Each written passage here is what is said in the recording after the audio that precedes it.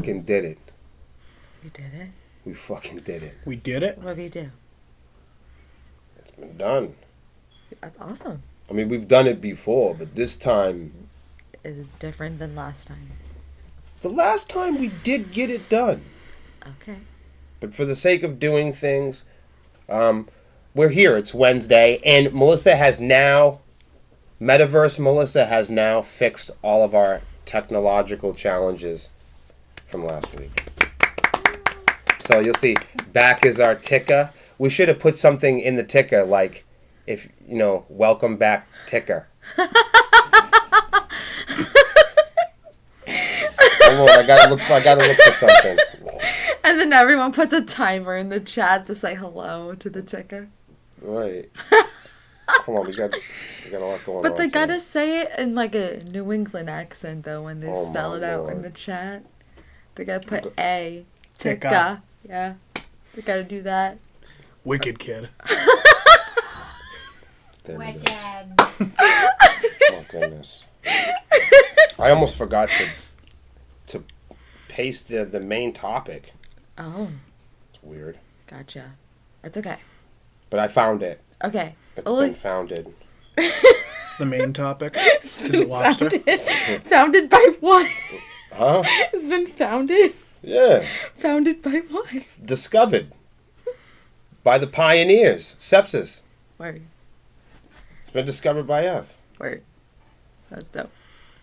You discovered it. The thing is, I just don't know where to put all this stuff. There's always so much information on the podcast. It's like, what do we put first?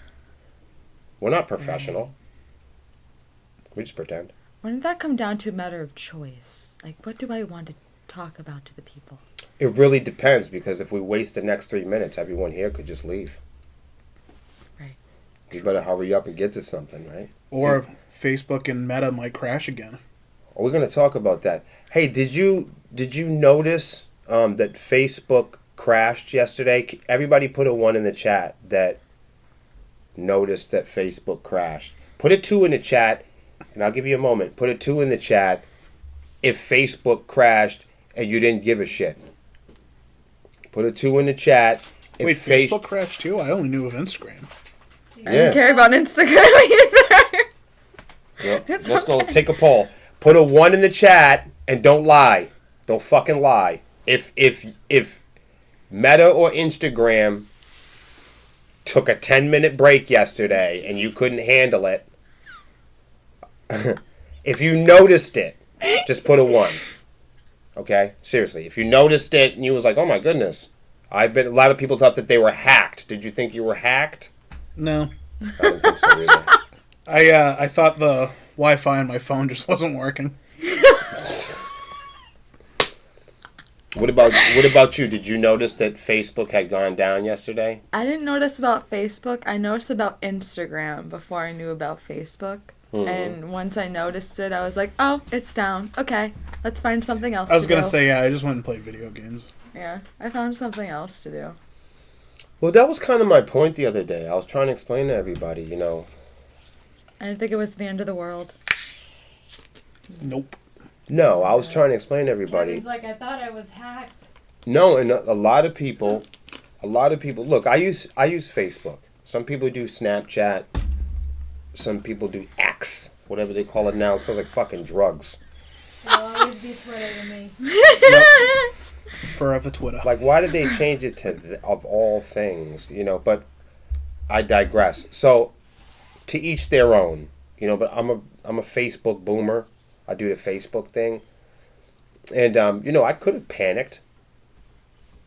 But I reminded myself and everybody else, there's really no need for that sort of thing, because you're really reinforcing a lot of the points that we make here and a lot of the education that we try to pass on to people about social media, anxiety, and mental health, and why it's important to cognitively at times during your life be able to put it down. Make a game out of it. Put it down and go, ha, look what I did. I'm going to put it down. Be self-righteous. Show yourself what you can do. I was saying to a buddy of mine the other day, I said, put your phone down for an hour. He goes, oh my God, I could never put my phone down for an hour. I work on my phone. My doctor's on the phone. My therapist is on the phone. My wife is on the phone. I got to have... And I said, try it. I made the mistake of asking him to do it for an hour. I said, why don't you do it for 15 minutes? So I do understand. Our lives, our physical, biological, emotional lives are invested and stored on these devices. But I urge you, if and when you can, for the sake of humanity, grow a pair and put it down for 5 or 10 minutes. That's all I'm going to say about it. Hopefully it doesn't go out again. I think it went out, and I'm going to regret for saying this, but I think it went out because of 2 reasons. A lot of the big tech companies, and you can go do your own homework on it after this, because we don't have time for it today. I thought about talking about it, but it's way too big. A lot of the large tech companies today offloaded a lot of their stock. The last couple days, they've really been jumping out. And I think that this is just what I think. I'm not a specialist or an accountant. I think that in combination with the events surrounded by Super Tuesday. I didn't want to say it. I didn't want to fucking say it. Please, we're not going to talk about it. I'm just telling you why I think social media took a bump yesterday. Because I think they were preparing for the events and behaviors that go along with the P word that we don't really do here. Penis? I was thinking about... No, I was... Sorry. No, I was thinking about peanut butter. That was funny. That's what I said. Peanuts. Okay. That was great. So, welcome back. It's another Wednesday. It's the midweek. It's 7 o'clock. We do it every week, every Wednesday, every hump day. Wednesday, let us. It's the Honeycomb Hideout. And basically, if you're new here, there's nothing basic about it. We are a rock and roll, hard rock metal band from Manchester, New Hampshire. But we are also streamers, influencers, podcasters, advertisers, and Zach, he's got a whole other things that we can't name on this program. But we wear many hats, quite literally. So we're not just a band. And this is our podcast that we do on Wednesdays, and a lot of it is about tech companies, devices, gadgets, players, video games, and of course, music, hard rock, heavy metal, the heavy metal and hard rock blogs, what they are saying, and a lot of what they're not saying.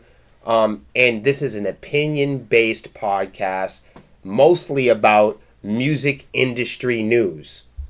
Now, I know when I say that, you're thinking of like Loudwire or Hammer or Blabbermouth. No, I mean music industry news, like what type of court cases are involved with Blue Ridge. You know, what lawyers are saying on behalf of UMG. How record labels and distributors litigate and talk about and host conversations about sharing money and royalties and how to find mechanical royalties and band tips. And a lot of it is based on our experience collectively here in our diverse group. But this isn't all of us. This is only some of us. So everything that we say here really can't be... we can't really speak for everybody in the band that's not here. So you may hear an opinion here. My opinion might be a little bit different than Zach's. Melissa's behind the camera and always pleasantly polite and quiet. And then we have our Gen Z rager, Miss Lexi Swarm, who, if you didn't know, is coming out in her first Sepsis song, her first heavy metal debut. Her new song, Bathwater, with the band is coming out soon. And we're really happy about that. I'm so excited. Yeah. Bathwater is going to be epic. Mm-hmm. We do have a show coming up, and it's April 13th in Worcester. But that's it for band news, because we usually do band news on Swarm TV that's hosted by Melissa and Lexi on Sunday nights at 7 p.m. as well. Oh, yeah. Some TV is fun. That's a lot of talk, I feel. Yeah. So there's a couple of different ways you can support the band while we're streaming. One of them is my favorite, and it's free. You just share the feed. Wherever you are. TubeTube, WhoTube, YouTube, TheyTube. We could be doing live over here, live over there.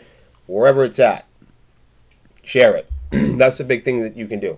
Another thing that you can do is, if you like this podcast, make sure you tune in again and again. And share the reels that are associated with the podcast.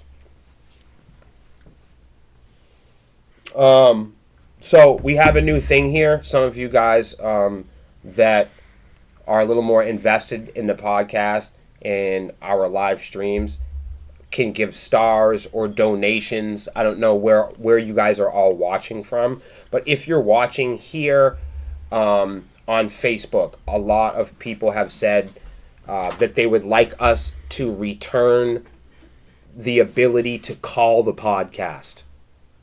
Ooh, that would be fun. So, like a live stream, excuse me, is something that's more geared towards talking with the commenters. People that are in the chat right now, do you feel like this podcast would benefit from communicating with people in the chat more often? Please put a 1.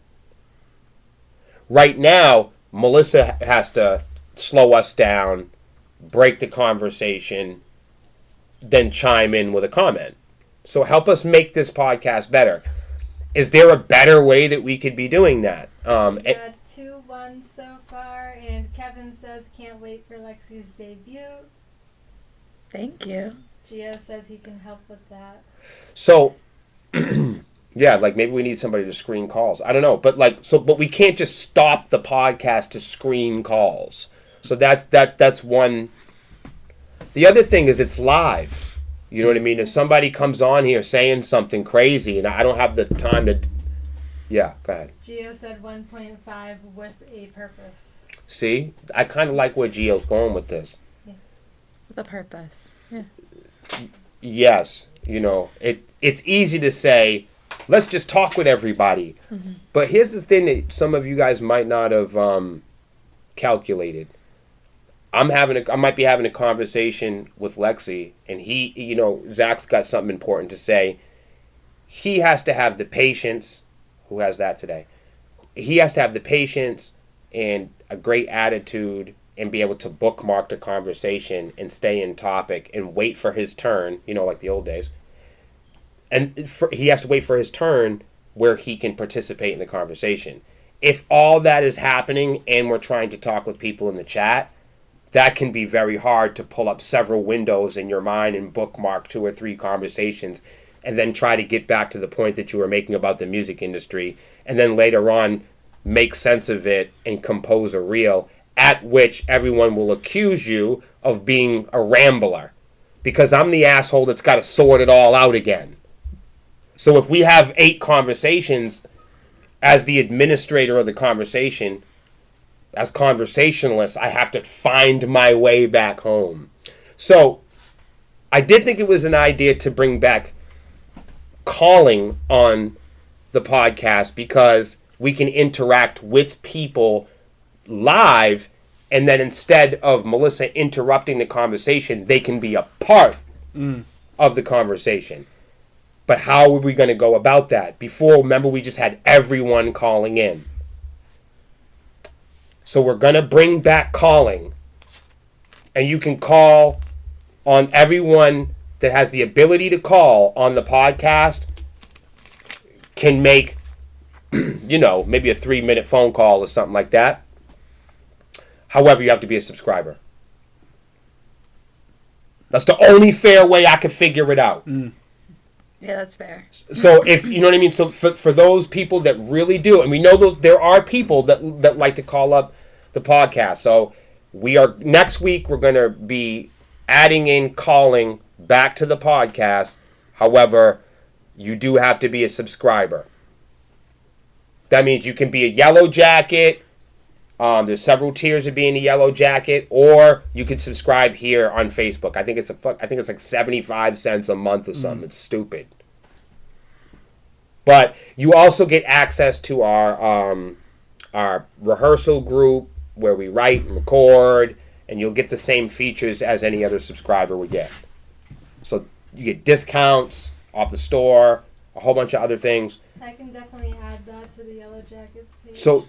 right. So that's the only way I could do it where it would be fair. Where people that had the ability, people that supported the band the most, had the ability to call if they felt like it. Okay. Next one is changing the lights. So during the podcast, anyone on that side of the screen, if you don't like the color in the back, you can change the color at any time during the podcast.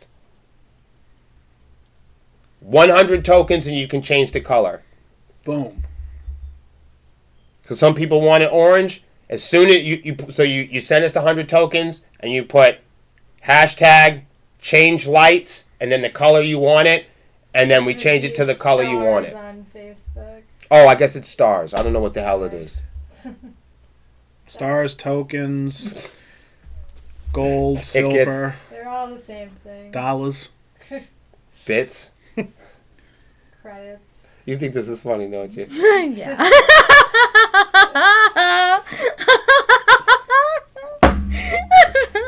Get it out now. I knew you wanted that. I knew you were gonna burst. Who sings that song? So pardon me while I burst into. Who is that? I I like that song. That's cool. That's a good one. I'm gonna write that down. How come we don't listen to that? Yeah, listen to it. Well, you know what we're listening to after the I don't know why that podcast. slipped my mind. I'm not sure. Oh man, I forgot all about that one. So the first person in the chat. Oh. 100 stars from Chad. Okay, what color do you want? Maybe he might have just.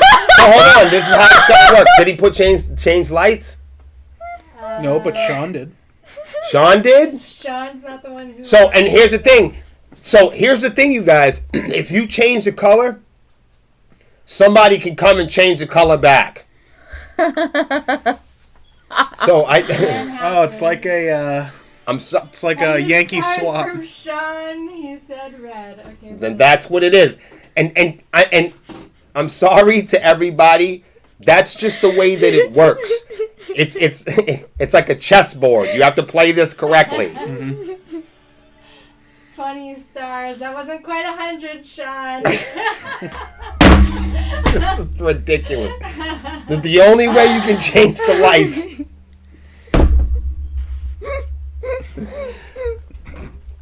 This is evil. Yeah, This is so evil. of course. All right. So, That's and then you'll really be genius, though. happy. You'll really be happy about what we have coming next. Yeah, No, just we used to electrocute people before. Remember that? I remember that vividly. So, Electrocuted Sounds me. kinky. yeah. Well. So, we're gonna get Lexi a bell that she can hit. Oh, cause like, Okay. oh yeah. So she starts 20 more stars from Chad. Thank you, Chad. Maybe at some point we'll work on like a token program. We should set out tiers. One thing at a time.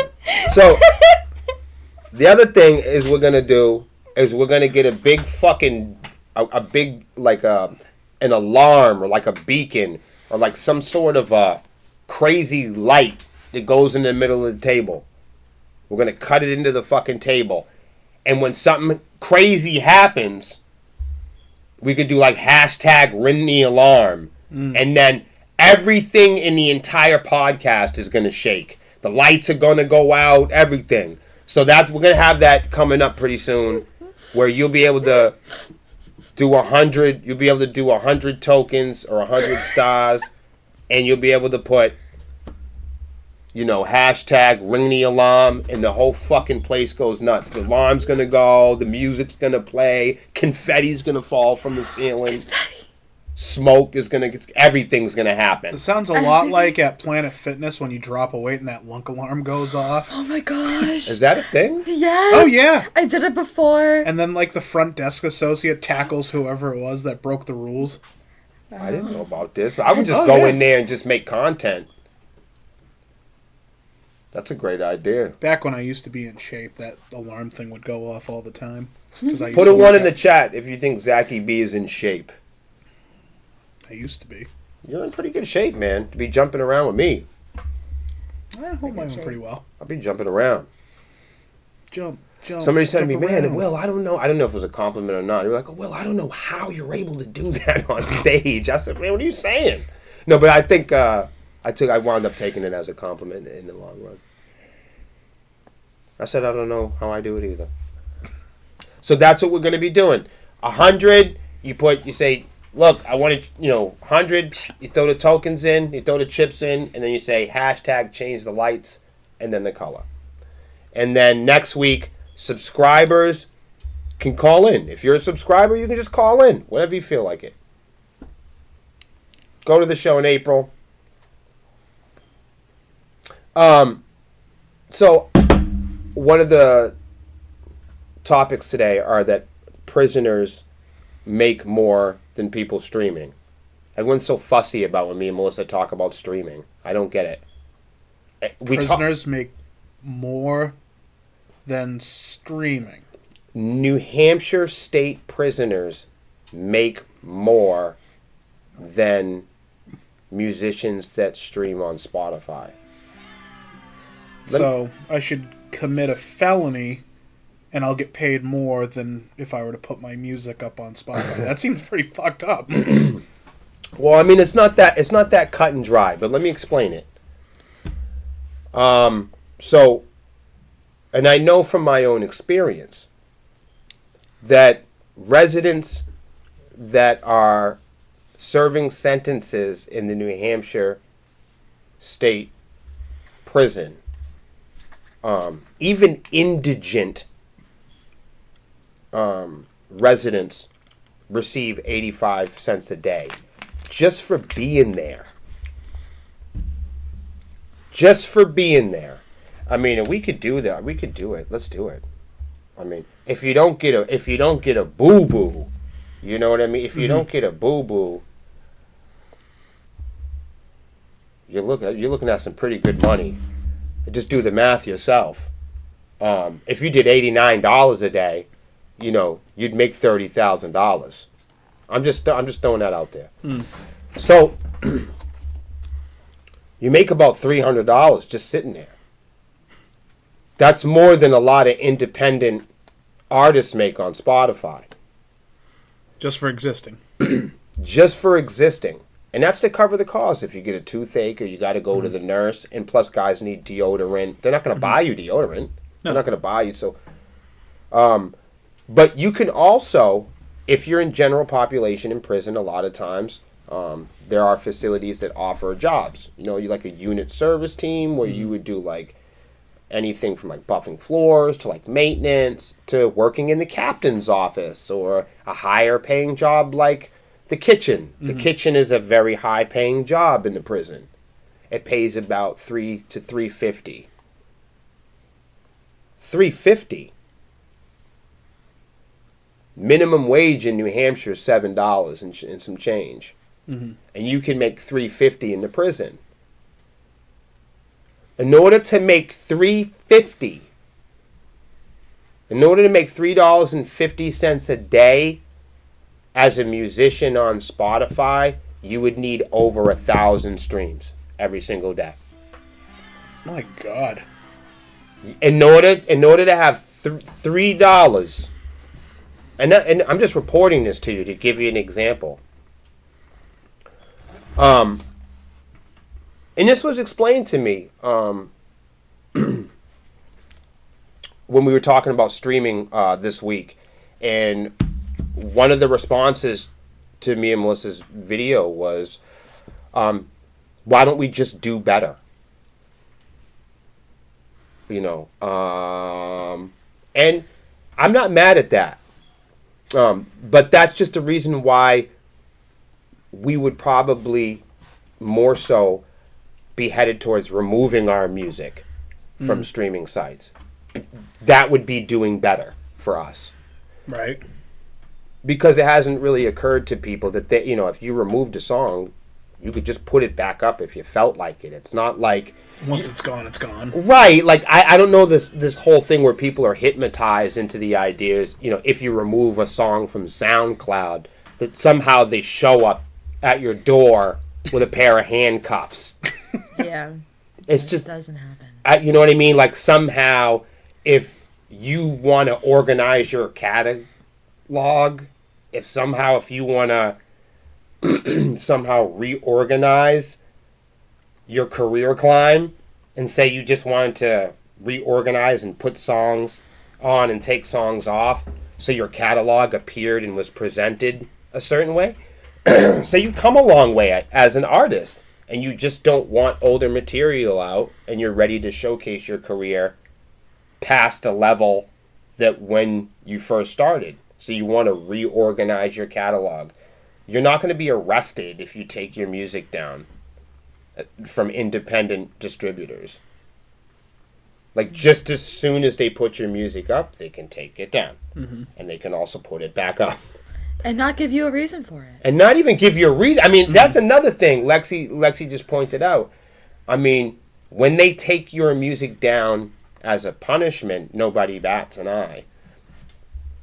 Right. If you take it down by choice, oh my God, you committed a sin! Right.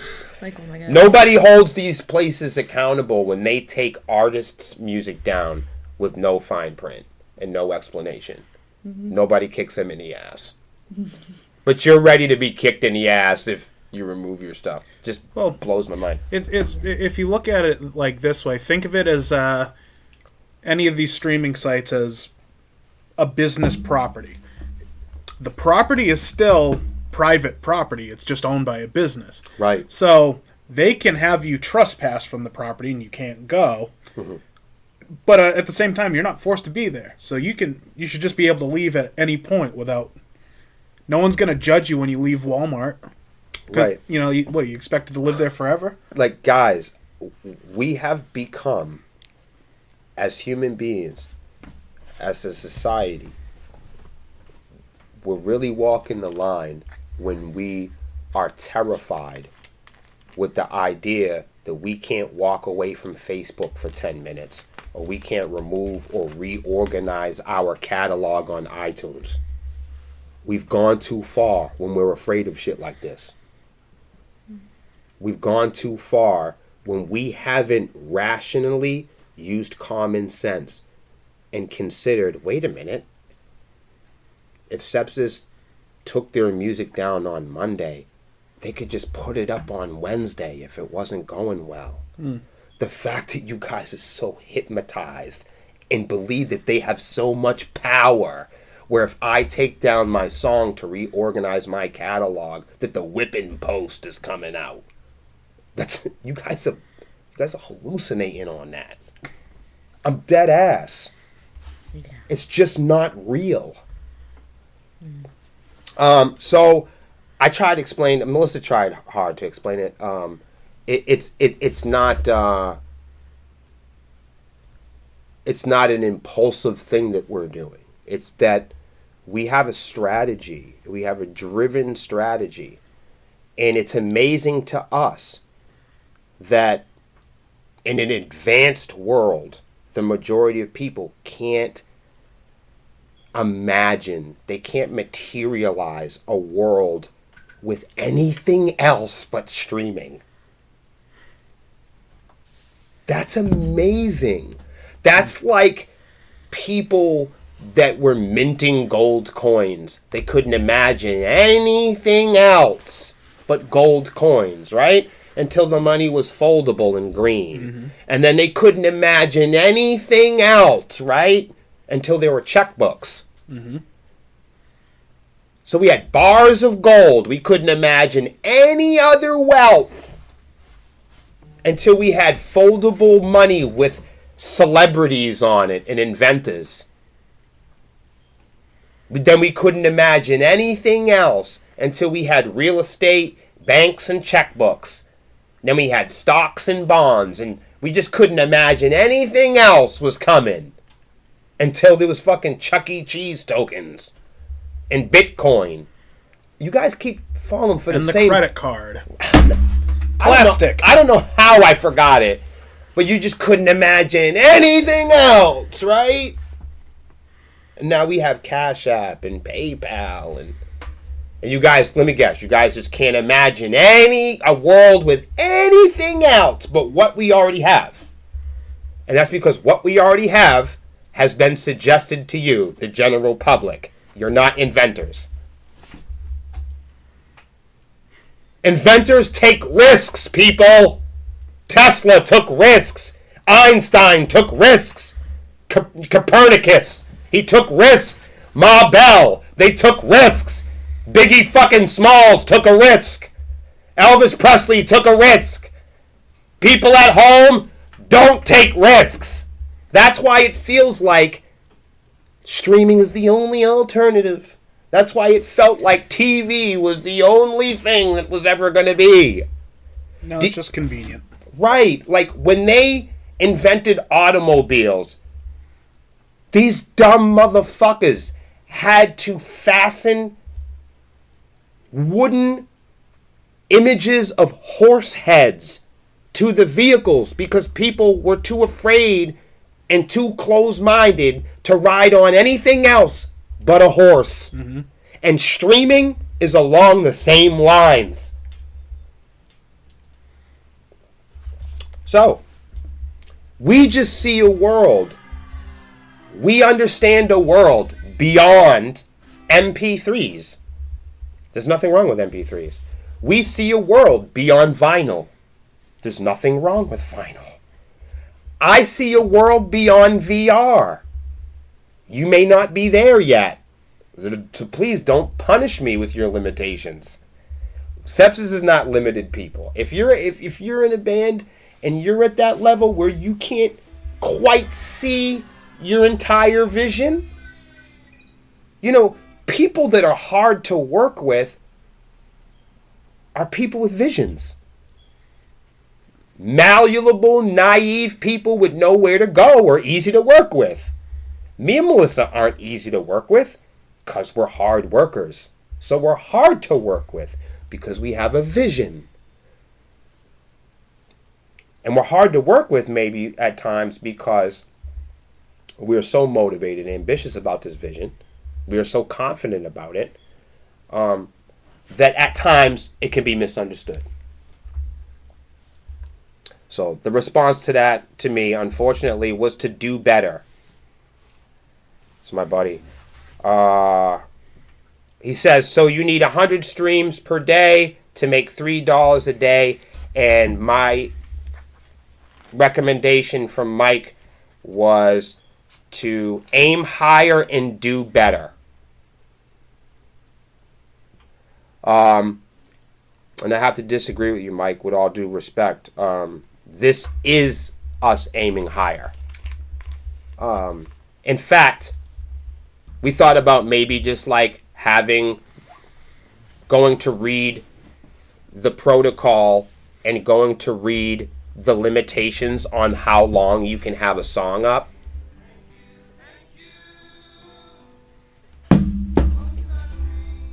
Spotify or iTunes has a length or a time. You have to have so much audio for it to be considered a stream. I don't know how much that is. A minute and a half, 2 minutes, whatever it is. Some of our songs, 2.5 minute, 3 minute, 4 minute. So we were thinking about maybe leaving our best songs up, like our best 3 songs, and then finding out whatever limit Spotify has, or whatever limit SoundCloud has, or whatever limit Amazon Music has. You release the song until the very minimum required lengths of the music, and then you fade it down. And the idea of that is, if streaming companies aren't going to pay musicians the full amount of music, then musicians should get smart and stop uploading the full amount of music. You want them to stop like an interlude? Call it what you want. A teaser. Right, if they're not going to pay the full amount of money for a song, then from here on out, you don't have to be like us. You don't have to remove your music from streaming sites to teach these motherfuckers a lesson. If you're an independent musician and you want to teach streaming sites a lesson, they don't want to pay musicians mutually. They don't want to pay musicians and compensate them a fair amount of money for each stream. So because streaming sites don't want to pay the fair amount of money to independent musicians and shadow ban us, then we should start uploading half the songs. If they don't want to pay independent musicians the full amount of money for their music, then independent musicians should stop uploading the full amount of music. Make it simple. And when streaming sites are ready to pay artists the full amount for their music, then artists can have a premium tier for them, and we will upload our premium music. Until then, they should get low quality music, and they should get it half-mass. Because their argument is always, well, you should stay on streaming sites for discovery. Even though our fans don't discover us on streaming sites. So, that just happens to be us. Somebody also said today that we were insulting the fans, and I said, ooh, that's not very nice. Because you're doubling down that Sepsis fans are stupid. I said, no, it's quite the opposite. I said, I think you have it wrong. Our fans know the price of being authentic. Okay? Some fans of some bands don't know that. But people that listen to Sepsis are smart. Fans that listen to our music, real fans of our music, are intelligent people. And fans that listen to Sepsis aren't so dumb that they don't know how to use a search engine. People will claim all the time that if we leave streaming sites, oh my God, how will they ever find you? I'm like, our fans aren't that dumb. Like, claiming that music fans are so dumb that they don't know how to use search engines is definitely not our fans. Our fans and people that listen to Sepsis and know us well, they know that we have a strategy. They know that we've done our homework. So I know anybody in the comments section that claims that us taking our music off of streaming sites will hurt fans, they really don't know this band very well. Because, and there are very rare few, and they pointed themselves out to me today, and I appreciate them. There are some people that have come to me and said, hey, we've actually discovered you on streaming sites. And if that's true, then I appreciate you guys. And thank you for helping us out with the feedback. And that's exactly why I'm saying what I'm saying now. Is that our fans are smart enough to know that we have a plan. And in light of discovery, maybe we will leave some of the data up there. It just won't be complete. And we know better, and our fans know better. And our fans are smart enough to know where to find us and how to take care of us. It's the people who aren't fans of ours that are misunderstood, I think, a lot of the times. Melissa, you want to read some of these? I just see you doing something, kind of. So, Did it not work? which one? All right, so I'm going to start with Raft and work my way down. I figure I'd read some of the comments from, and there were a lot, but just some of the comments from people throughout the week. This is from Raft Spanner. Streaming sounds pretty shitty to me most of the time. And I thought I read that messed up when I first read it, but let's read it again together. Streaming sounds pretty shitty to me most of the time. Not the business side of it, the audio quality. I would purchase a Sepsis CD or vinyl if that was offered for sale on your own website. And this reinforces my point. Again, Raft is a very good example of somebody within our community that is very clear about the quality of music they're looking for. The people in our community are extremely intelligent and they're in tune with the record industry. The people that like us and follow us and are fans of us have and share the same concerns as we do about the record industry, and that's why the content that we have and the posts that we make are cohesive. I appreciate you, Raft. Anyway, not everybody felt that way. This is the next one from JT. JT says, it's a tough business. However, if your music isn't accessible to new fans, say you're touring and your poster pops up, the streaming site could sell merchandise once the fans hear you live and discover the platform. And I'm going to read the rest of it. But JT, that's just the problem. That's just the problem. I don't want a streaming site to be the middleman for my merch girl. Mm. Do you see what I'm saying? I don't want our fans to have to go through crooked supervisors at Spotify to have a conversation with Lexi about a t-shirt return. Mm. Here at Sepsis, you can just contact the website without Spotify, without any merchants, without any e-commerce sites. You can call Lexi on the phone and she can help you get a return on your flip-flops or your hat. Or she can answer a question about the band, about the merchandise, about the show. She can address concerns and real-world challenges in real time with real people. I don't want to go through Facebook. I don't want to go through DistroKid. I don't want to go through fucking Pavement. I don't want to go through Sony for my fans to be able to talk to my merch girl. That's the new music industry we're talking about.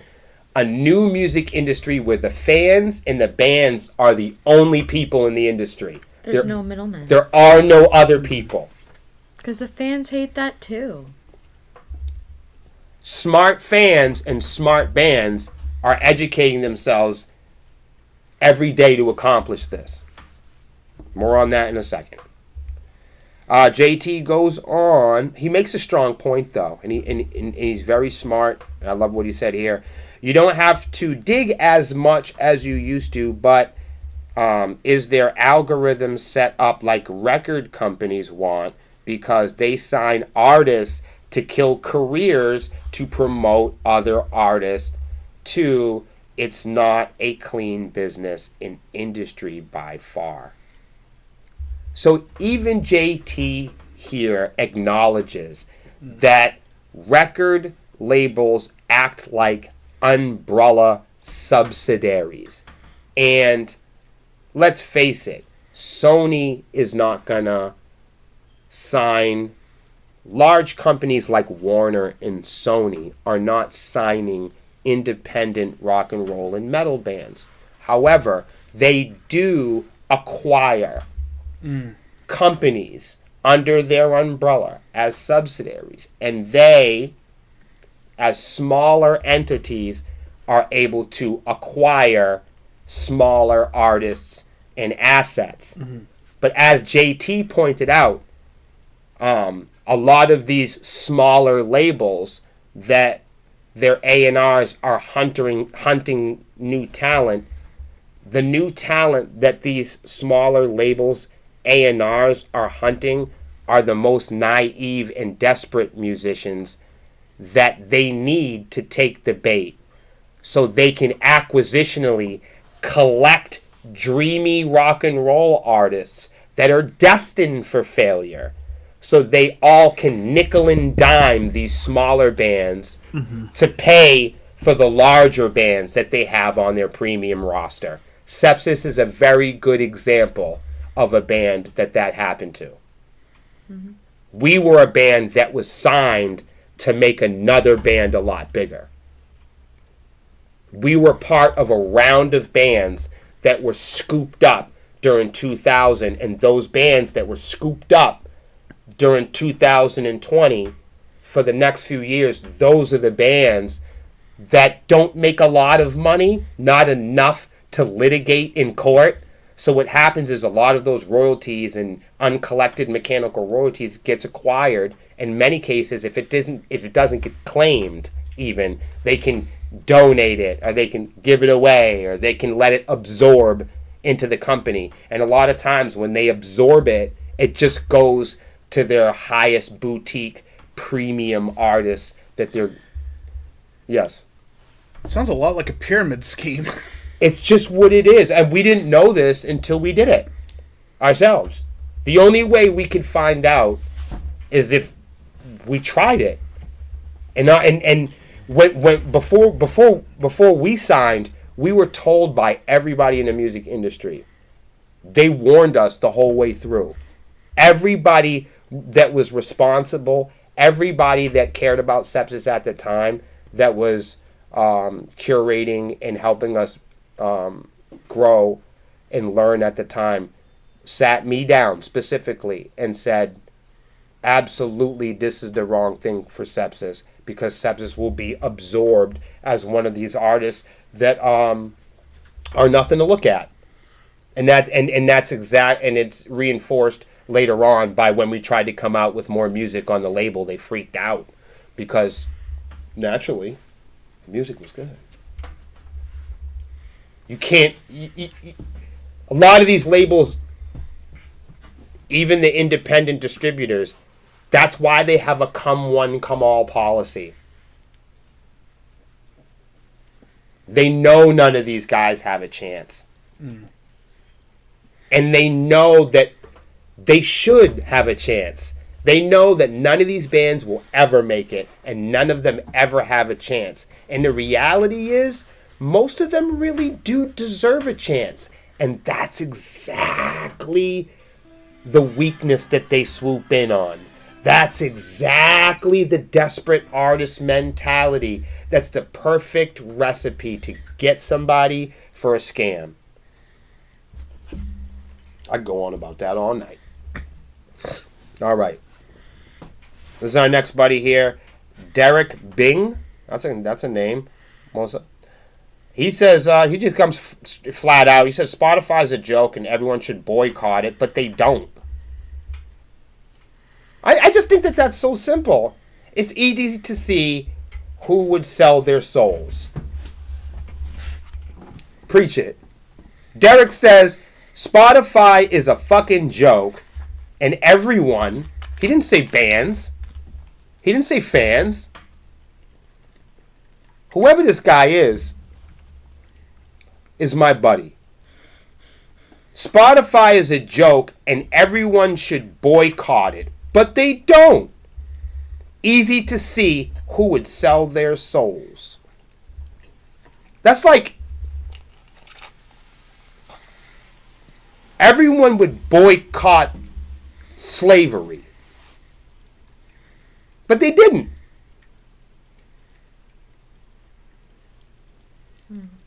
Knowing goddamn well is wrong.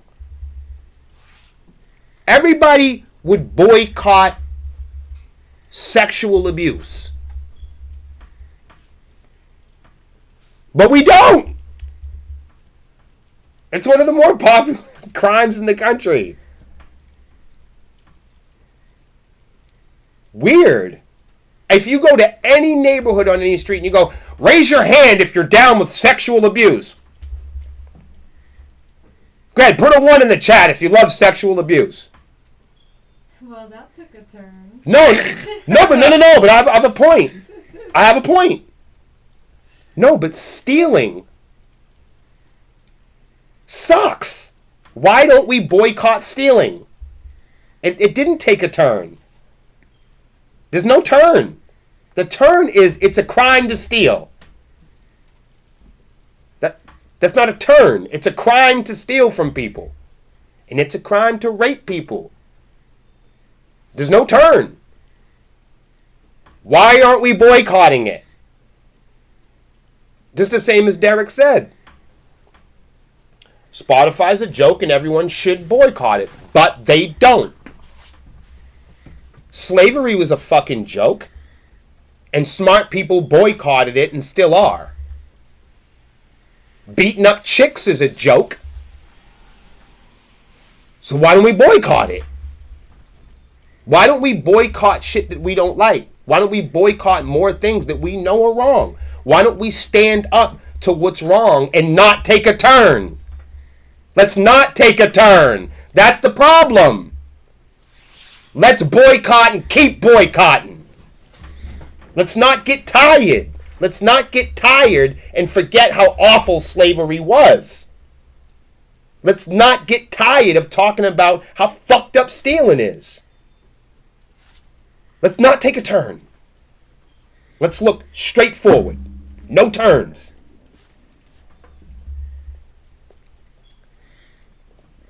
Like Derek said.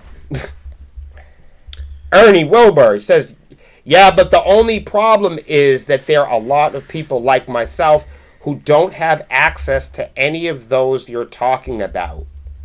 And in order to get them either more cost out of their pocket or just searching everything out again when I already have very little to invest in. Hey, look, Ernie, I love you, brother. Thank you for commenting on the page. And I hope you continue to visit.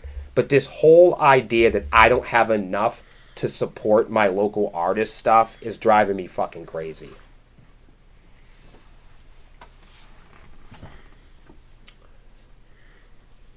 I come from poverty. We come from homelessness and addiction. We come, and look, there's artists that come from poverty. There's artists that come from homelessness as well. We all have a threshold of challenges and pain that we go through in life. Albert Einstein, okay, had his set of challenges, okay, and he still figured out a way to E equals MC squared. He also became a professional tongue model. That's wild. Oh. Gotcha. But this whole thing of I don't have enough to support my favorite artists, so music should be free thing is kind of crazy.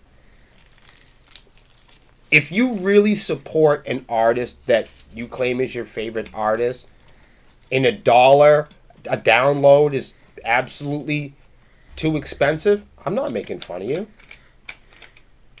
Save up. Just like anyone else would. If you had to visit your mother in California and you lived in Boston, you'd have to get a plane ticket. You go down to Delta, you get to the airport, you'd say, I want to go get a plane ticket. They tell you $300. And you say, I only had $75. I'm too poor. They'd say, that's all right, son. Save up. Start saving. You wouldn't go to the local restaurant. You wouldn't go to the local deli or the butcher or the guy down the street. You like your local store? Do you shop at the local store? There's going to be a price tag for bologna. There's going to be a price tag on cheese or milk. There's going to be a price tag on Advil or tampons. Some days you're going to come up short. You're not going to be able to make or afford to purchase. Times are hard. Times are hard for musicians, and times are hard for fans. But when we want to go on tour and we don't have enough to tour early in the season, we're expected to save up. When we don't have merchandise to put on the table, we either go and play the show and make nothing, and that's happened many times for bands, or bands have to save up until they can afford to put merch on the table. So this whole thing of, if artists take their streaming down, that's like saying we're not allowed to participate in music unless we make it for free. If you can't afford $1 to pay your favorite artist, then you're saying the only way we can make music is if we starve to death. You guys got to understand that. Right. Well, what people don't understand, yeah, sometimes life is tough, and I feel for that. But at the same time, I shouldn't have to work extra shifts to be able to make music for you if you can't give me the $1 and to give me a return on my investment. And we're just saying, and if you can't do that, then don't break yourself. Wait till the time when you can. There was a time when if you couldn't afford the new Pantera album or the new Wu-Tang Clan album, you had to wait a couple weeks. Or you go to your buddy's house who has it and listen with him. Right. Or her. But if you say to an artist, if you say to a performing artist, hey man, I love your band so much, but I'm unwilling, I refuse to save $1 for my favorite song for life. If I'm your favorite band and you refuse to save $1, I don't even want fans like that. Because most of our goals as musicians, you guys got to understand, isn't taking snapshots of what we do live. That's what's on the recording. That's what's on the CD. What we really love to do is hang out with you guys, man. Mm-hmm. What we really love to do is play music and show you what we really do in person. The album is just a business card. The music video is just a business card. That's just a sample of what we want to present to you live. Hopefully when you see your favorite bands, they are double, they are triple of what you imagine them to be after hearing them on the record. So when you say to me that, or any artist, you can't afford to save up a couple weeks, a couple quarters, some couch change, 50 cents here, 50 cents there, you can't save a couple quarters for me over a month for your favorites, I'm your favorite band, then that means you have no intention on coming to see me play live. If you refuse to save up 75 cents to $1, then that means you have absolutely no intention on ever coming to meet me or ever coming to support the show. So now I'm not looking to make too many friends like that. I'm going to be honest with you. Because restaurants don't open and offer free food. Bars don't offer free beer. Church don't even offer free service. So, nah, man, when you bury somebody in your family, it's expensive. Dying is very expensive. There's no free service for that. When you get married, there's no free services for that. Let's just keep it real, okay? Can't confirm. So, there's no free music. There's no free movies. And let's face it, there are categories of completely free content, like royalty-free music. Mm-hmm. You know, there's nothing wrong with supporting artists that are trying to make a living. And if you love artists that are royalty-free artists, then go support some more of them. You know what I mean? Don't get wound up trying to support and feel bad or guilty about not being able to support the artists that are trying to make a living. You can always support the royalty-free artists that are playing for free. You can always go and play. If you don't want to pay Pantera, if you don't want to pay for $1 download, if you don't want to pay for streaming, if you don't want to pay for music, then there are hundreds to thousands of royalty-free artists that you could be discovering right now. Mm-hmm. So I'm not complaining about fans that don't want to pay for a ticket. I just say don't come to the show then. Right. Or save up until you can. So you can't be mad at bands that don't want to work for free. We don't want you to cough up unbelievable amounts of money for music. Mm.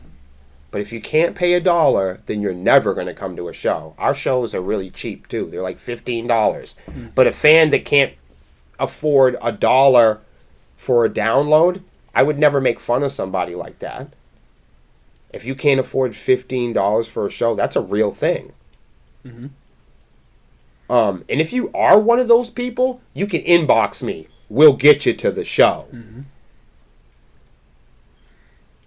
I don't think we've ever had anybody outside standing around. So. Anyhow, that's all we're going to do with that. There's so many people that said so much.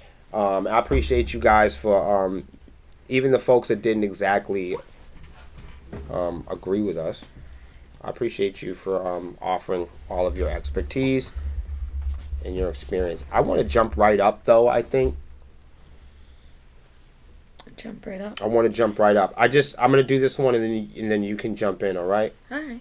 So I got this one. It's a good segue. It's Tinder is to require IDs for verification check mark. What do you guys think about that? They should have been done that. I know, that should have been done a while ago. Yeah, like when it first came out. I've never dated online. The closest thing I can say that I've ever gotten to online dating was like screwing people on my face.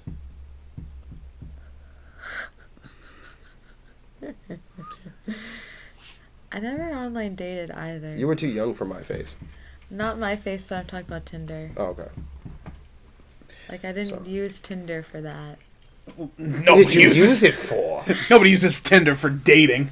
Oh, right. Yeah. Oh, okay. Oh. Damn, you can see I'm out of the time. All right, so here's what I'm saying. Phones. Right. So I see. Okay, so people use Tinder for hooking up. I think this is important. Put a 1 in the chat if you have a Tinder, and don't you lie. Well, I no, used they're to. lying. You used But to. I'm married now, so I don't I was going to use say, it. what are you going to do with it now Yeah. unless you guys are having extra activities? Is there couple Tinders? Actually, yes. That's how they should do it. They call that unicorning, I think. Oh.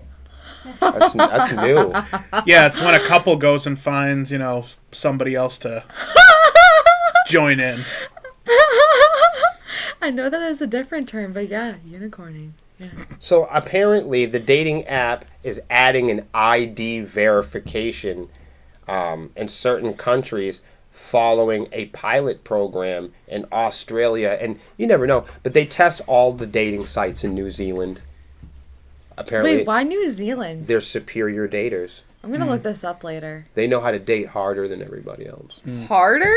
Harder. What's their success rate? They're going to date hard. I don't know what the success rate.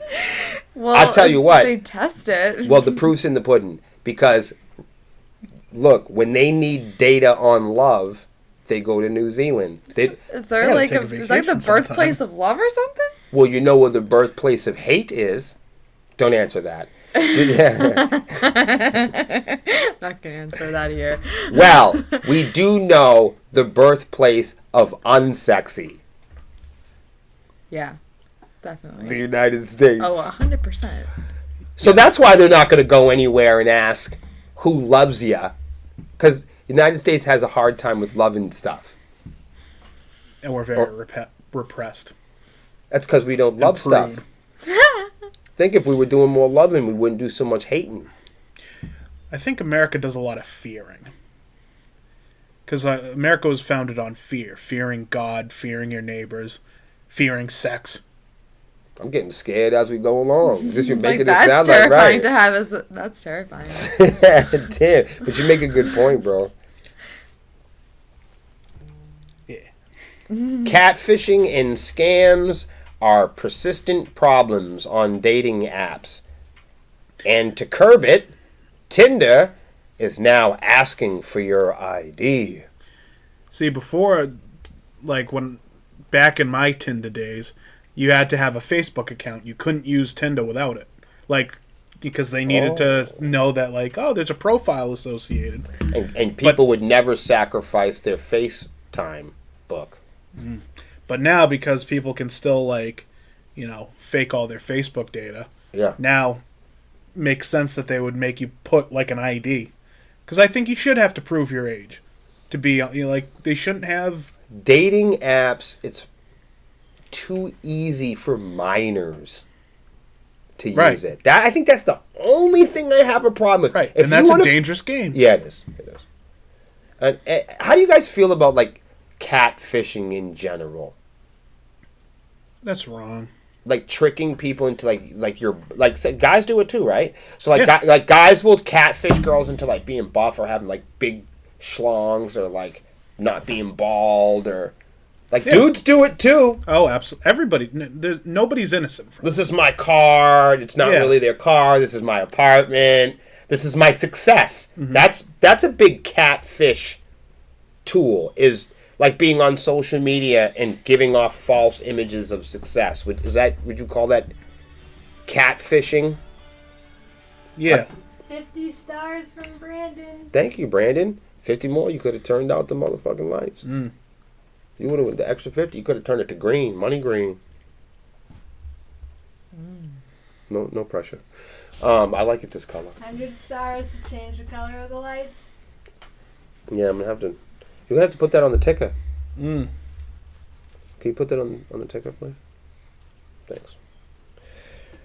So starting in the spring for UK and Brazil users, in the summer for US. In the summer, everybody, for you guys that are getting hot, heated up on Tinder, you better cool it down because they're getting serious. US, Mexico users, Tinder verification will now require a valid license. Huh? No more popping your stepsister. It's not happening. Tinder piloted the program in Australia and in New Zealand last fall. Okay? And users who completed ID verification saw a 67% increase in matches. So people, and according to you guys, people are getting laid more that are real. What color did you want, Brandon? Oh gosh. Ed, thank you. 100 stars. Uh-oh. What are we doing this to? Ed would technically Ed swooped him out. Ed swooped him out. Yeah, so that's bullshit. The light wars begin. Ed, what color do you want? No, you got to keep track of this.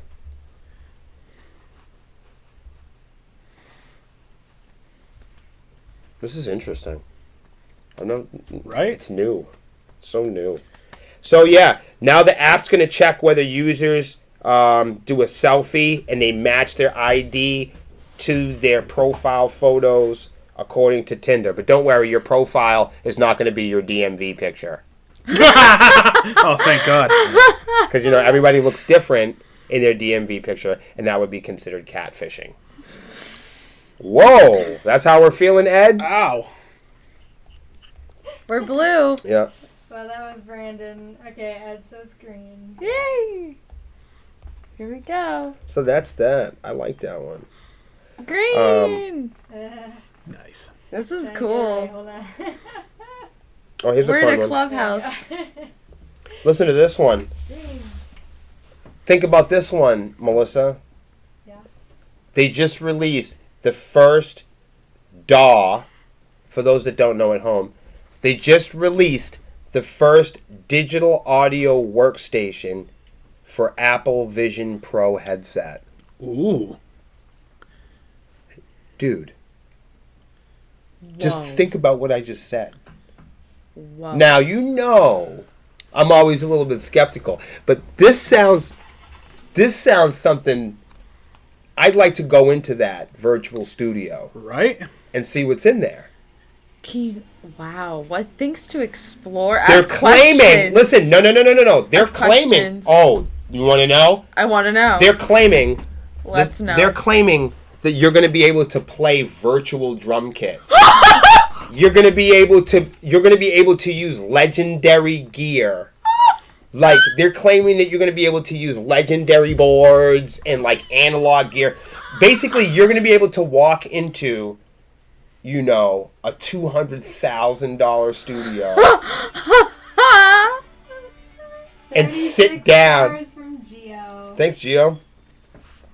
And you're going to be able to sit down and like be in this virtual space. You're going to be able to like download Gretches. You're going to be able to download organs. You're going to be able to download and you'll be able to like purchase like virtual instruments and sit down and be able to, yeah.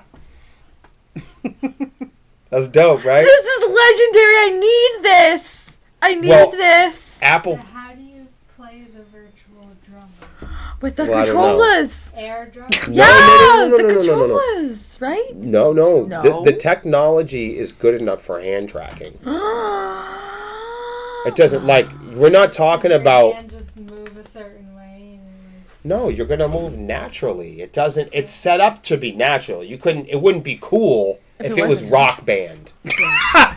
Yeah, that would be cool. This is not. They're not talking about a video game. No, you guys. this is real life. They're being serious. This is an actual DAW to be taken serious inside the virtual space. That's why it's cool. It's not lightsaber or whatever the I fuck. want this.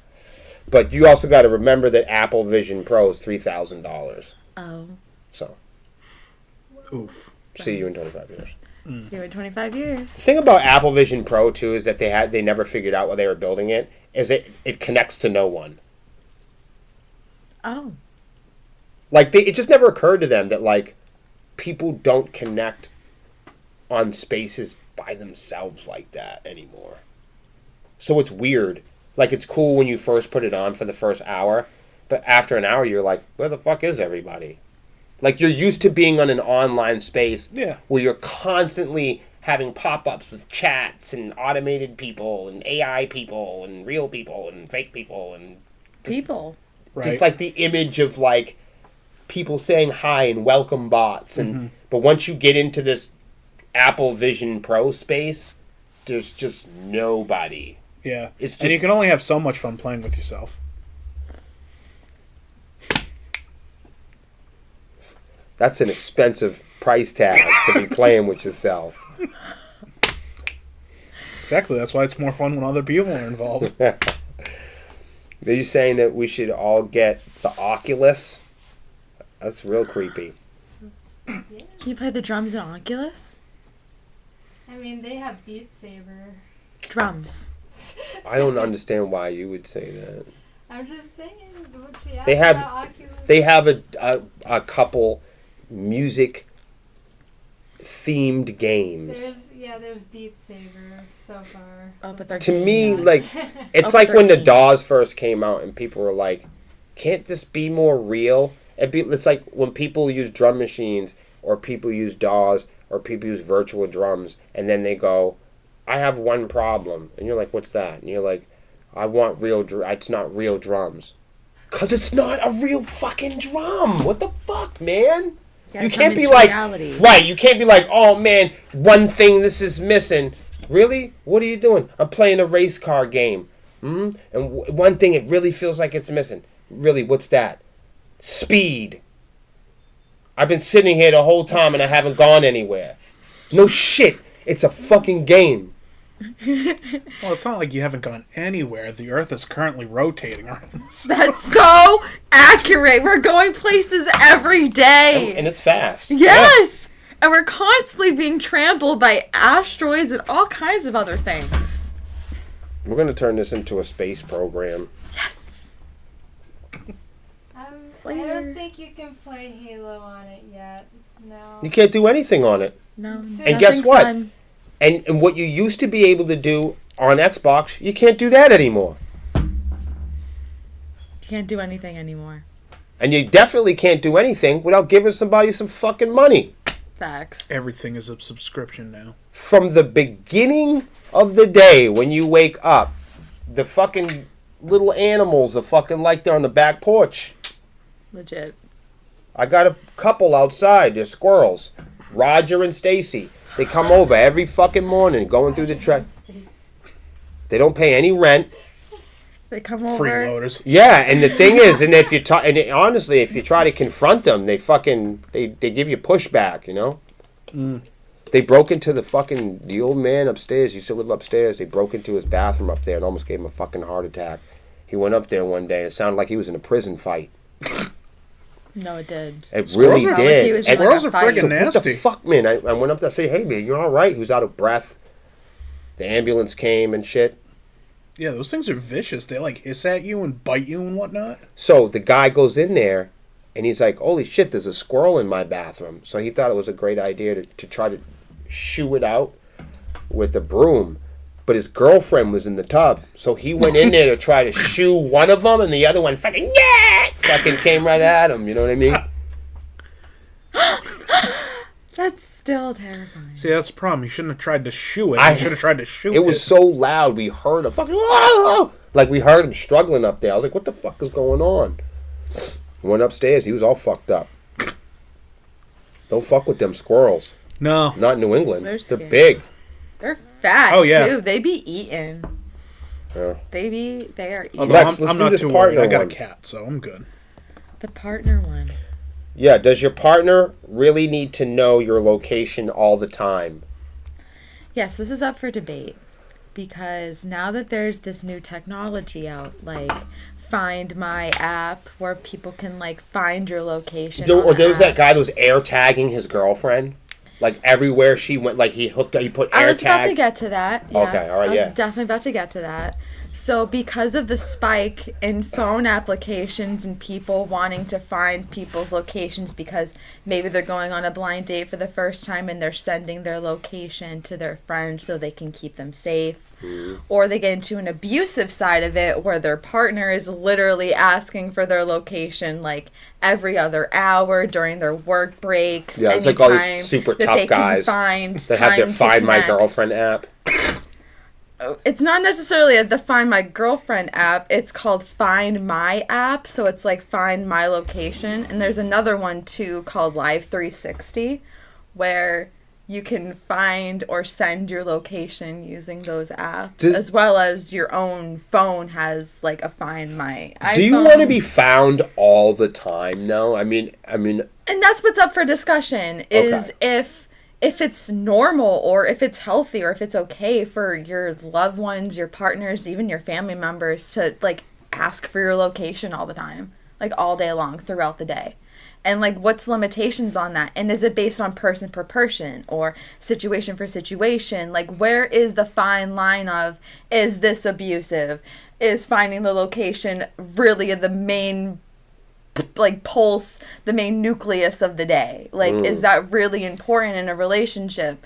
You know, maybe if you're in a long-distance relationship, maybe that might be a thing, but even then it's still, again, up for discussion, up for debate. Right, and there's I mean, so many different if you opinions lived on this. if you lived 1,700 miles away from your lover, Why do you need to know that they're going to the Winn-Dixie at 2? Nosiness. I mean, That's just pure nosiness. I have never dated a person where I needed to know where they were. I think I'd be out on that. I think I'd be near a breakup. That seems like you're about to break up. I feel like if you need to know, that's like some parole shit. That sounds like parole or probation. It sounds like the ankle bracelet. See, I was thinking like insecurity and thinking, like if somebody needs to know where their partner is 24/7, it sounds like they're insecure. And the only thing that I've ever seen that resembles that in my database is guys getting out of the halfway houses and having those ankle bracelets on. That's the only thing that that relates to that. Yeah. I mean, people, that is like a general thing that a lot of experts in this article specifically said, that it's either like mistrust or just general, like, this is an insecurity of mine. Some people barter with that too. Like, I will give up my right to my privacy to prove my love to you. I will give up my right to exclusiveness. I will give up to show my partner or to prove to somebody as an initiation right. I think that people do that not knowing what price it's going to cost in the long run. Like sharing your EIN number with somebody or having a joint PayPal. It seems like such a simple thing when you're dating somebody. It seems like, what's the harm of somebody knowing my Instagram password? But in today, when we have our family photo albums and our kids' pictures and our achievements and our awards and all of our memories and moments, it's not as normal as it was in the MySpace days where you'd be like, oh, honey, you want my password? Log in for me and post something. People feel really uncomfortable because now we have our payment apps and we have our credit cards on social apps, and not all of us do. But some of us that work here sure do. We work here at Facebook, so we're connected to Facebook. That's when I started saying earlier where this could really come down to person per person, relationship, situation for situation. Like, those conversations, like, should be discussed if they need to be discussed.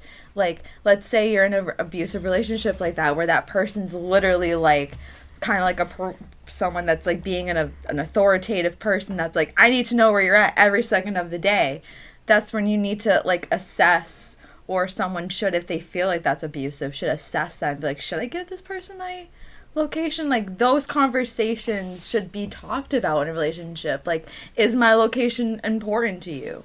And if it is, why? Okay, here's my reasons why this is important for me to know all the time. Or not all the time. We've used it for the band before. Like, when we're going into big cities, or like we in just situations that would make sense. Like, again, like if you're going on a blind date or you're hanging out with someone new for the first time. Let's say it's not a date. You're just hanging out with a brand new coworker that you've never met before, and you want to make sure that you're safe, and you want to make sure that people around you know that you're safe, or to keep track of you.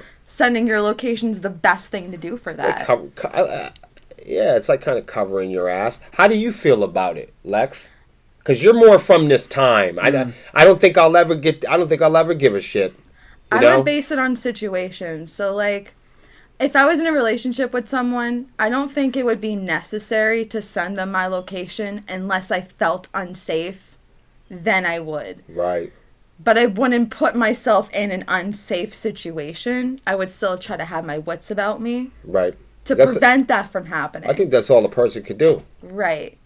But I wouldn't want to incorporate that in a relationship. I mean, people know each other for 10 years, and then you find out somebody's a pedophile or a psychopath. I mean, it happens all the time. But let's say I'm going on a trip for the first time in my life by myself. I'm definitely going to make sure that my loved ones know where I'm going to be at, just in case something does happen. I think the danger is when it's exclusive. You know, it's one thing if your mother knows where you are, I feel, but do you even really want your mother knowing where you are? I mean, I love my mother. I would have never wanted my mother knowing where I was all the time. You know, I'm an old motherfucker now, but you know what I mean? Like, again, based on situation, you know. I would be like, this is a safety thing. I'm going to be here. Things to talk about as time goes on and technology continues to evolve. And also things to talk about, like, within, like, your loved ones, like, with each other. Anything that helps people be less secretive, I think I'm all for. Yeah. And I know that comes at a price. I'm not a fool. I know that comes at a price. People say, should we have cameras on the corner or not? And I know a lot of people say, I don't want no damn cameras on my corner, but I do, and not to protect myself from criminals. To protect all of us from all of us. That's why I want cameras on the corner. So I grew up with cameras in my room. So I grew up with cameras almost in the bathroom. So for me, I guess I'm a little desensitized. I don't expect anybody to think the way that I do on this one, for sure. I have a unique place on this, so please don't think I'm trying to advertise or sell this to you guys at home. But I don't mind there being cameras all over the place because nobody can say I did anything. Right. I'm tired of that. That's why we have this program, so we could tell the truth. I know that's kind of fucked up, but no, see, because I agree with that. Like, I would put cameras in my home too, but that's also because I also listen to a lot of like true crime stuff, and all the time it's like, yeah, we couldn't figure out who the suspect was because there was no cameras around. And then usually, they found out who this was because they caught him on camera. So that's also why if I go out of town, usually I'll tell my mom, like, yeah, so the band's going here. Mm-hmm. Just so, So you're covering your ass. Right. So that way it's not like, Zach never came back. I don't know where he went. And now he's missing. It's been a week. Right. So, usually in those kind of cases, yeah, time no, is that's of the essence. That's really tough. I remember years ago when all of that started to become a big thing at the toll booths and them installing cameras in the cities and everything.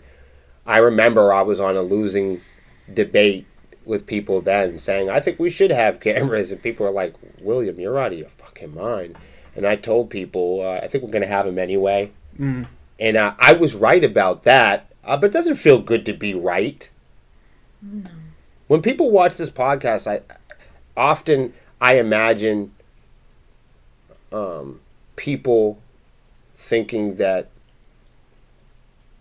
some of the bad news we share here is like we're getting off on that.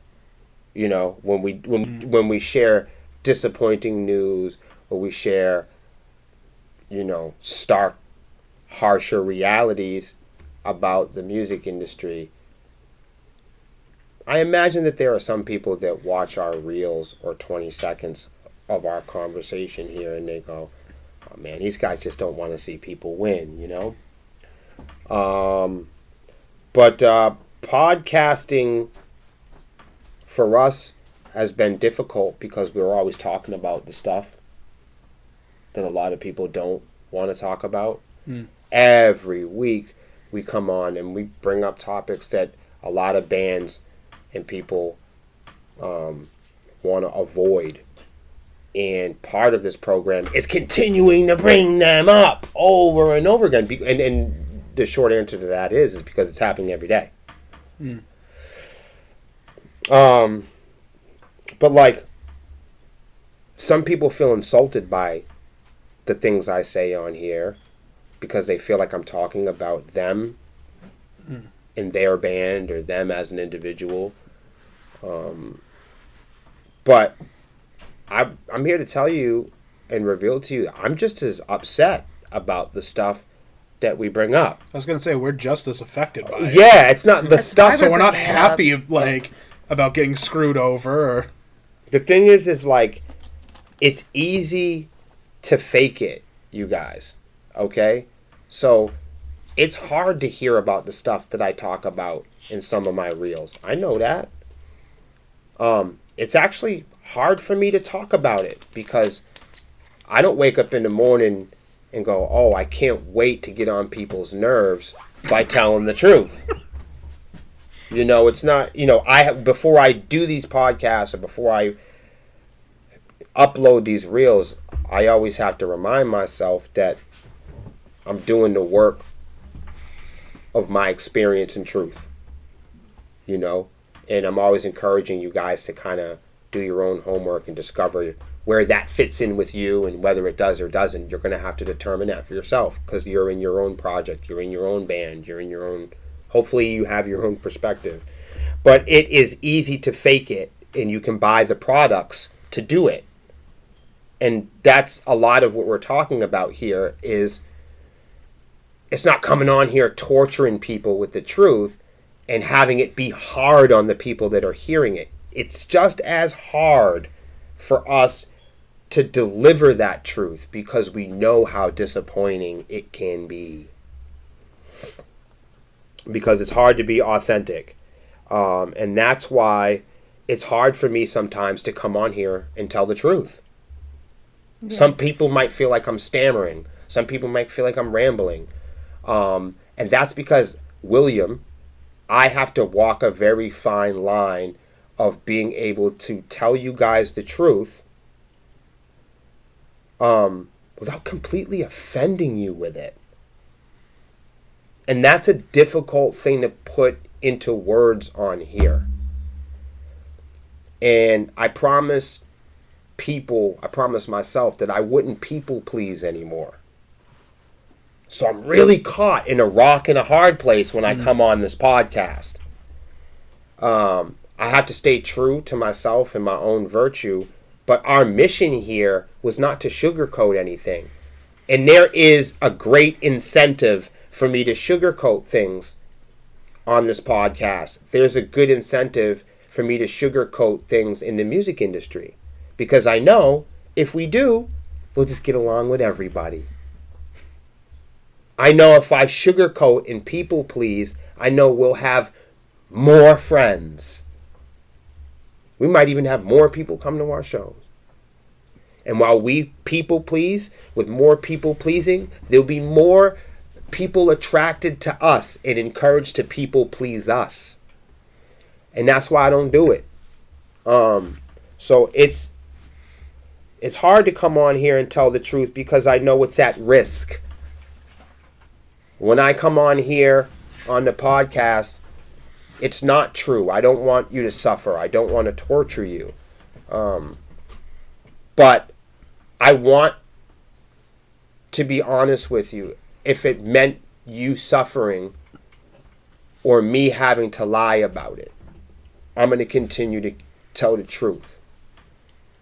And you're going to continue to suffer. Because our mission here was to step forward and be able to give people an accurate sense of what our experiences were, and then encourage you to live through your own. I don't podcast or make music as an ignition key to kiss people's asses. And that's been hard for me to do. I know I come on here sometimes and I make it look easy and just shoot my mouth off about articles I read or research that we do. And it's easy to pounce on people because my competitors and hecklers are very predictable. They're very lazy and they won't do the homework for themselves and they won't look. So it's kind of easy to crash out on these folks. But my content is not for them. This content is for people that can find bits and pieces of it and use it in a confident way. And sometimes that comes at a price of telling the truth, so you can measure things accurately. Because dealing with William, I'm never going to send you down a dark hallway. I have a band tip of the day. Are you ready? Melissa, let me know what you think about this band tip of the day. Bands, stop rehearsing on stage. I like that. Definite. Right. If you're in a band or you're in an independent band, stop booking shows without practicing and rehearsing. Okay? Learn the song, practice the techniques and the applications of the song, and then rehearse the song. And then book the show to perform the song. Don't rehearse on stage. Bands, stop rehearsing on stage. Stop practicing in the band room. And do not play when you should be practicing. I'm going to run it back so everybody can hear the band tip. Do not rehearse on stage. No more practicing in the band room. So that means you got to practice the music, practice the skill sets, apply the techniques, sturdy up before you get to practice with your band. Do all of the work that is required prior to getting to the band room, because you don't want to be working on you, the individual, with 4 or 5 guys standing around. No more practicing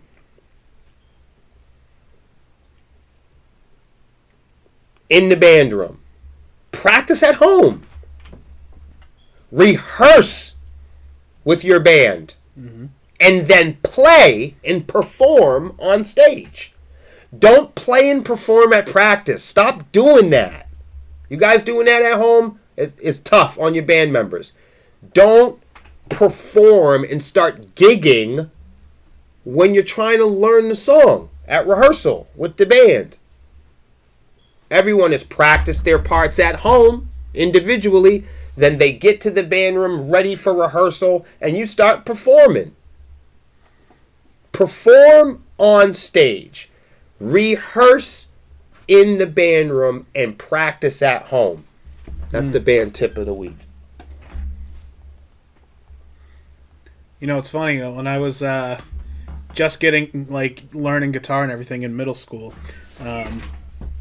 my older brother had a friend who was in, a well-established local band, and when they broke up, he's like, yeah, I'm going to start this new band, and, we got everything all together, and, probably next year we'll start performing out. And I was like, why a year? Why does it take you so long? He's like, well, we got to get, good and everything. It just doesn't happen overnight. I'm like, but if everybody has been doing it a while, why does it take so long? He's like, no, you don't understand. There's a lot of work that goes into it. In fact, I'd like to wait longer than a year, but a year is the minimum. And I didn't understand that at the time, but it wasn't until later, when I started doing it professionally, and it's oh, that makes total sense. Well, yeah, look at where we're at right now, too. Remember, when we started, I was like, this is the kind of gig that, because of the kind of band we are, there's a bunch of different layers and departments to learn, and we all are still a work in progress ourselves. Every time you're working with a new group, you got to make new adjustments, and you find out new skill sets, and you got to reorganize those too. But to me, and just in my experience, it takes for this band, maybe for other bands, harder material, I can only imagine. But it seems like for this band, it usually takes a group of people a year and a half to get really good at it. Mm-hmm. And I don't know if that's true for a lot of things, but Lexi wasn't really taken off with screaming until after a year and a half. Yeah. That's how long it really took me to develop it. It took you, it just didn't feel like it that, but think of how much you put into that. Yeah. Over time, year and a half. Mm-hmm. The, applying that it works in other career fields. So a statistic is the average teacher, if you ask them, how long do you think it takes you to learn teaching that you can do it anywhere and you know your stuff, and they'll tell you 3 years. Oh, It wow. takes them about 3 years before they're confident enough to say, like, you know what? I am a teacher. I know what I'm doing, and I Holy can. shit. That's crazy to me, bro. Yeah. That's a lot longer than I imagined. Yeah. Wow, that's crazy. Not that it's weird that it's that way. It's just Right. by the way we expedite bullshit. Yeah. You know what I mean? It just, wow. Somebody that was And honest. Somebody told you that? Yeah. That was a statistic we learned. Yeah. Shit. Yeah, That's so cool. right. But I mean, any profession you can, if you ask a professional, how long would you have to be working at this job before you think, all right, I know the foundation, I can go anywhere and be able to do my job effectively, and I no longer consider myself an amateur. I'm Wow, confident. you're blowing my mind right now. Then why do fucking band members think that they can automatically get a raise after 6 months? I have no. I'm not saying here. I'm just saying, like, in the world of bands, everybody wants to have a record deal in 6 Right. months. Everybody wants to be promoted. On tour, Right? Famous. That's what I'm saying. Like that's what I'm saying. Like, even down to, you just don't see people being promoted in any field until they've really learned the part. Mm-hmm. I always used to, because I guess I used to just think it was just like sepsis. I used to say, man, it takes us a long time to learn stuff. Well, we're different than most other local bands. I believe that. It's not just a matter of learning a couple of songs. Our music is pretty intricate, as well as you have to know how to play it, as well as do the moves on stage that are associated with the part. So it's True. it's more theater than just a garage band. Yep. And going back to the band tip of don't practice in the band room. I have a theater background. Mm-hmm. So if you're trying to learn your lines while you're supposed to be rehearsing the act, no bueno. I didn't even think about it like Yeah. that. Yeah, get kicked out of the play. Yeah. And I've seen it happen. No shit. Same. Yeah. Damn, that's And it was at harsh. So Summer that's what. camp. Yeah. I mean, yeah. No, I believe it. I believe it. The director will lecture you like you came unprepared. Yeah. You're wasting our time. Why? What do you think the divide is like when you see other industries in entertainment? When you see other fields, like that's not uncommon. If you came to an audition unprepared, if you came to a rehearsal or recital, when Melissa came and auditioned for this band, she was prepared. She had music to sing. She had stuff loaded up on YouTube, ready to go. I mean, I feel like that's definitely. That's a step in the right direction of how to prepare yourself for a tryout, for sure. I feel like more independent bands should be as prepared and ready as you're mentioning. Mm-hmm. And that's why, again, So- should be a minimum of a year before you're going out and performing. Even with I was gonna say that's true to even us. Even like we're like, oh, let's chill for a year, put it together, and really get working on it. That's impressive, man. I think that's why we sounded so terrible, Melissa, when we first started, because we were a band for about 4 or 5 months, and we were like, let's go out there and try to play with everybody. We got fucking clobbered. It was such a wake-up call to just go out there and get clobbered by the entire scene. So true. That's why slow and steady wins the race. That was a tough time, I'll tell you. It's a different time. Let's read a couple of these from Zach, because these are good, and we are talking about employment. So we'll do some of these job rejection stories, and then we'll call it a night. But this is good.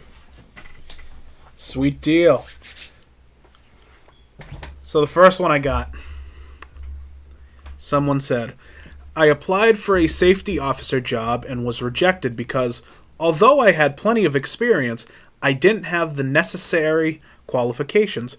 So I got the necessary qualifications, and the next time I applied, I was also rejected. But this time, because I lacked experience. Interesting. I got another one. Because they lacked experience.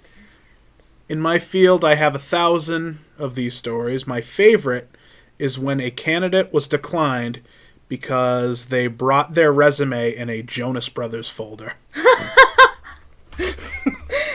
Well, no, that's some bullshit, though. That's some bullshit, though, because we do that, though. You know, if you wear that cowboy hat and you go in and you apply some places and say, you know, I don't want you to work here because you have your hat on.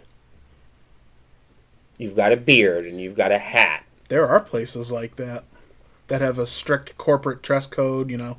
And I do understand Can't that. show But I mean, tattoos. Oh, yeah. But it's like, it's not even the tattoos that I'm worried about. It's like what the tattoos are. You know, they find out you got a bear and they're like, oh, you eat honey, you're not a vegan now. We know about you, you know. When you're not hired, you know. Right. Well, they never tell you that's the reason. No, I know. Because that'd be illegal. But So they had to say shit like, you don't have experience, You're right. or you don't have You're the just not the necessary qualifications. you're not the caliber candidate we're looking for. Oh. You just don't fit the bill. Oh, I don't fit the bill. We're looking for someone more, just more. I was actually surprised I got my my new job because I have long hair now. And, You look like a serious rock star. right? So I was surprised that I was accepted for, like, corporate management. Did you tell me you're in a metal band? Yeah. They asked in the interview, they're like, what are your hobbies? I was like, well, I'm in the New England 2023 Hard Rock Act of the Year. And Somebody's like, the interviewer's like, wow, I was not expecting that. That's pretty cool. Oh, that's cool. Yeah. That's cool. Yeah. Your boss is cool. Oh, Well- big time. If you would have said that 30 years ago, they would have given him a drug test. Right? Super cool. Or just, oh, this guy's a doper. Nope. No, back then it was like musicians. Oh, were yeah. Like, if you did music, so yeah. But see, now people know, like, the modern musician, you're not just a slacker. Like, you have to wear multiple hats being in a band. Like, Yeah. Right. To be- Basically, you can't be drunk. yeah, We've tested it with past members. Like, it doesn't oh, work. I'm not Doesn't just work. a bassist. I'm also an accountant. I'm also this. I'm also, you know, an event manager. Right. Being drunk in sepsis is impossible. I can tell you from experience. Travel It's too coordinator. confusing. It's too Yeah. confusing. There's too many like shit to plug in. Right. So many moving parts. And also, you're moving. So you're, like, already wobbly. We could never be the sepsis we are today, Melissa, and be the sepsis we were like 8 years ago. Hell no. We would be so mad at ourselves. We wouldn't want to talk to ourselves. Think we're getting old? Probably. Okay. Well, getting old is better than this.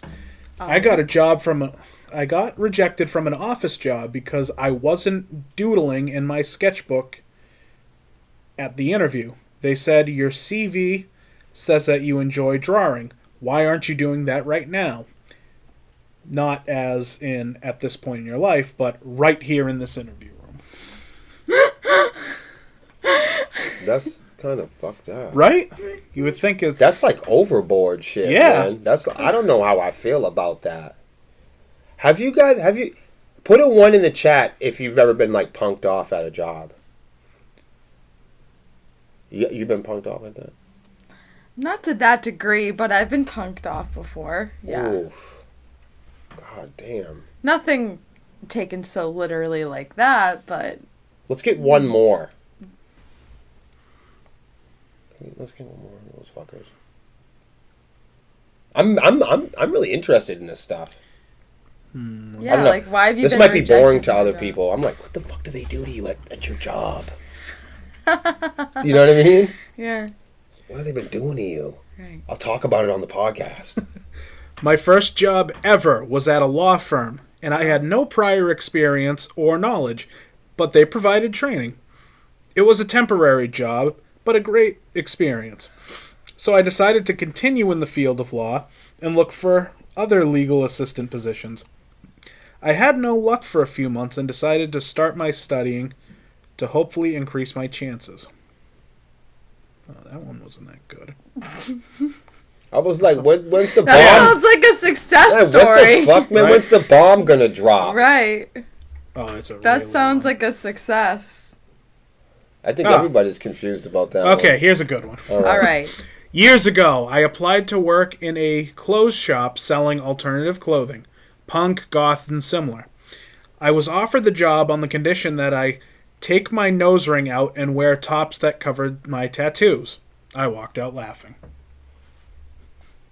That's crazy. Right? That's like, that's why I came to fill out Right. the application. Yeah. I looked the part. Right. What the fuck do you want from me? Right. That's crazy. Do you Like- want a goth store or do Right. you want a corporate American Yeah, I fucking can I see will if say you're this. Gap? When we hired Zachy B, he came around the corner, and I said, you didn't know. I said to Melissa, I said, he looks the part. Oh. I said, man, I said, oh, thank God. I Very said, he looks stylish. he looks the part.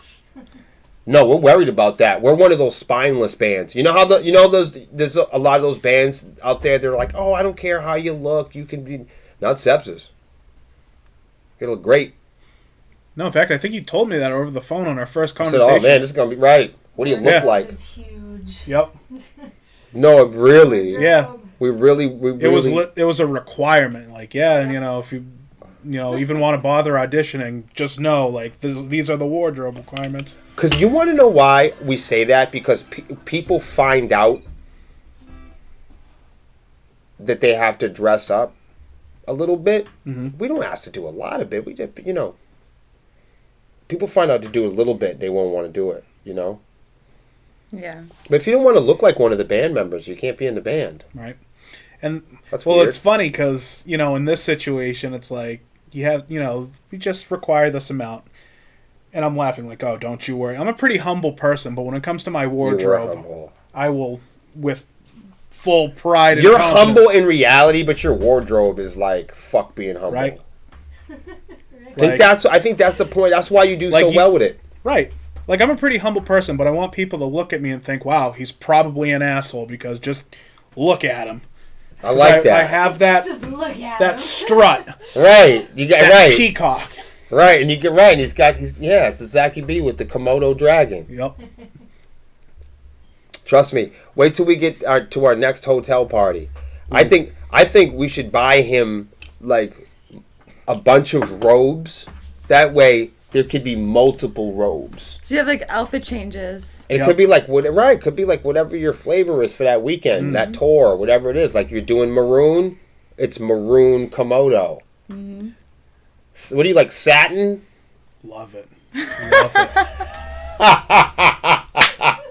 Love it. See, that's why I'm excited for the flight. Like, the airport fucking trip is great. going to be unbelievable. Oh man, we're gonna do You a have whole kimonos episode. for that? Yeah, of course I do. Man, they got Wi-Fi in there. We're doing a whole episode. Oh, yeah. They have Wi-Fi. Yeah. Yeah, this isn't like 1988. When's the last time you flew? Last time I flew, I was 19. 19. Oh, okay. That was Oh, like so more recent than last year. Me. I haven't flown since middle school. Oh. Yeah, The that's one back thing when I you d- had to wind them up. The one thing I don't like is turbulence. That freaks me out With air? instantly. You'll be all right. When we start getting bumps up in the air and like that, no. I instantly...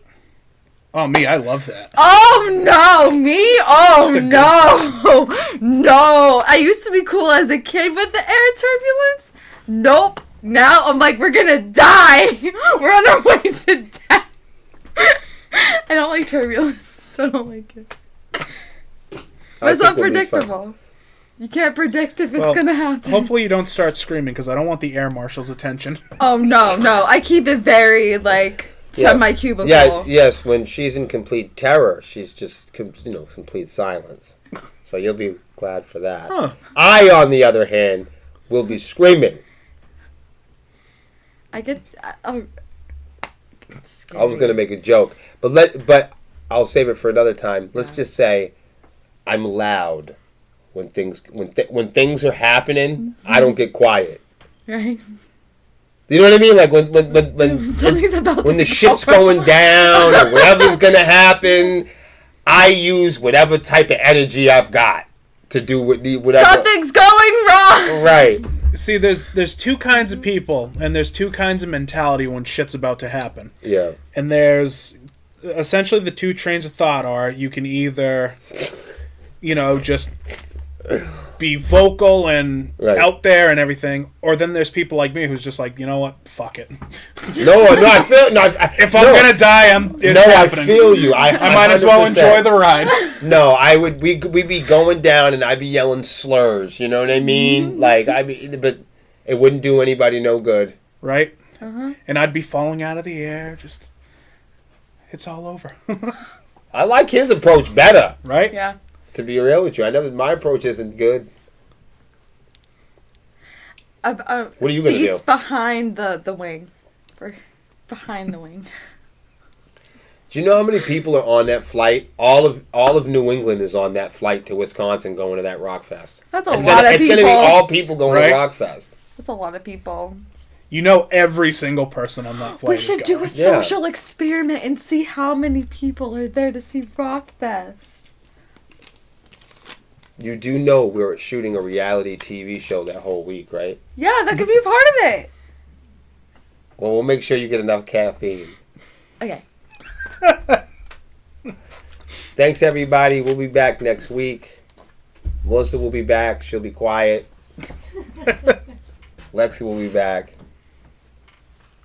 Zach will be back. Honeycomb Hideout. See you next week.